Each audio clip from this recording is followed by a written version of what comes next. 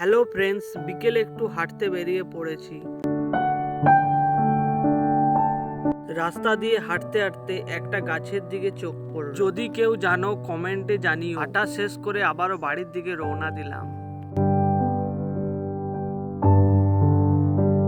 বাড়িতে এসে দেখি একটা নতুন রেসিপি প্রস্তুত চলছে। বেসন, বাদাম ইত্যাদি দিয়ে একটা পুর আগে রেডি করে রাখা রয়েছে। সুজি কিছুক্ষণ আগে ভিজিয়ে রাখা হয়েছিল। একটা বাটির ভিতর তেল মাখিয়ে ভেজানো সুজি দেওয়া হলো। তার উপর সেই পুর, আবারও উপরে ভেজানো সুজি, উপরে কিশমিশ ও চাল কুমড়ো দিয়ে কড়াইয়ে গরম জলের উপরে বসিয়ে ঢাকনা দিয়ে ভাপাতে দেওয়া হলো।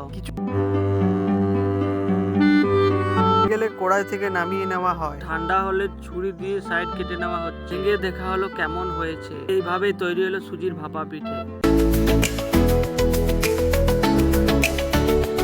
একটা খেয়ে নিলাম, মনটাই ভরে গেল। আর শীতকাল মানেই পিঠে পুলি।